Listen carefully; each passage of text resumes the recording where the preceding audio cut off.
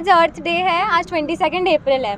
जो हमारी पृथ्वी है वो हमारी माता है। हम सब अपनी माता की बहुत ज़्यादा ही रिस्पेक्ट करते हैं। इसी उपलक्ष्य में आज हम यहाँ पर सेव सॉइल नारा लगाते हैं और हम ये आपसे अपेक्षा करते हैं कि आप भी हमारी धरती माता की रक्षा ज़रूर करेंगे। जैसे कि आप सब जानते ही हैं कि सॉइल धीरे धीरे डिग्रेड हो रही है, बहुत ज़्यादा ख़राब होती जा रही है सॉइल, जिसके कारण हमारे जो डेजर्टिफिकेशन है और बंजर ज़मीन है वो धीरे धीरे और बढ़ती जा रही हैं, जिसके कारण आज हम यहाँ पर सेव सॉइल के नारे लगाते हैं और आपसे ये निवेदन करते हैं कि आप आपकी धरती माता, आपकी सॉइल को बचाएं ताकि धीरे धीरे फॉरेस्टेशन बढ़ता जाए और डिफॉरेस्टेशन घटता जाए। Thank you. मेरा नाम एंजला। सर, धरती हमारी माता है, वो हमारा पालन पोषण करती है, तो ये हमारा कर्तव्य नहीं है सर कोई कि हम उनको बचाएं। ये हमारा उत्तरदायित्व है कि हम धरती माँ की रक्षा करें, क्योंकि सर अगर हम आज ही बचाएंगे तो इसका परिणाम हमको कल वैसे ही भुगतना पड़ेगा। अगर हम आज मिट्टी बचाएंगे तो हमारी आने वाली जनरेशन को खाना भी मिलेगा, नहीं तो हम उम्मीद नहीं कर सकते क्योंकि कुछ मिलेगा। क्योंकि आज से 100 साल पहले जो मिट्टी थी काफ़ी फर्टिलिटी थी उसके अंदर, तो जो अनाज होता था यानी 1 बीघा के अंदर जितना अनाज होता था आज उसका आधा भी नहीं होता है। तो हम भविष्य में इससे भी कम की कल्पना करेंगे। तो मैं यही चाहता हूँ कि सबसे, क्योंकि एक जने से कुछ नहीं होगा, अगर सब मिलकर करेंगे तो एक ना एक दिन जरूर इस हर समस्या का समाधान होता है। अगर हम सब मिलेंगे और एक साथ रहेंगे और हम इसका समाधान ढूंढेंगे और उस पर कार्य करेंगे तो एक दिन ये समस्या जरूर खत्म होगी। गजेंद्र सर। आज अर्थ डे के मौके पर हमने ये जागरूकता कैंपेन रखा है, सेव सॉइल कैंपेन, जिसमें हम स्टूडेंट्स जागरूक कर रहे हैं अजमेर के नागरिकों को मिट्टी बचाने के लिए। हमारे देश में मिट्टी का बढ़ता बंजरीकरण हम सभी के लिए एक चिंता का विषय है, जिसमें हम सभी विद्यार्थीगण नागरिकों को जागरूक कर रहे हैं इस समस्या के बारे में, और सरकार का ध्यान हम हमारे देश में मिट्टी के बढ़ते बंजरीकरण की ओर लाना चाहते हैं। किस प्रकार से जागरूक कराया?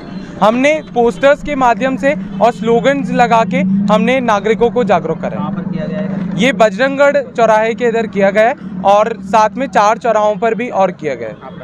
भरत सर। ईशा फाउंडेशन द्वारा आज जी हाँ, बताओ। ईशा फाउंडेशन द्वारा आयोजित आज ये कार्यक्रम बहुत ही प्रशंसनीय है और ख़ासतौर से युवा पीढ़ी को ये मैसेज देना है कि हम अपनी देश की मिट्टी को या विश्व की मिट्टी को कैसे बढ़ाएं। आए दिन ये जो हमारी मिट्टी की उर्वरकता है कमज़ोर होती जा रही है, इससे फसल पर और आने वाली पीढ़ी को हमारे वायुमंडल में प्रभावित होने वाला है। इसलिए ज़रूरी है कि हम अपनी मिट्टी की उर्वरकता को बनाए रखने और अधिक से अधिक पेड़ लगाएं, अधिक से अधिक पानी को संचार करके रखें, जिससे कि वायुमंडल का जो तापमान बढ़ रहा है वो निश्चित रूप से कम होगा या एक बैलेंस बनेगा। इसलिए मिट्टी की उर्वरकता को बनाए रखने के लिए कार्यक्रम बहुत ही प्रशंसनीय है। मैं इस कार्यक्रम के संयोजकों को बधाई देता हूँ। आज विश्व अर्थ डे है। विश्व अर्थ डे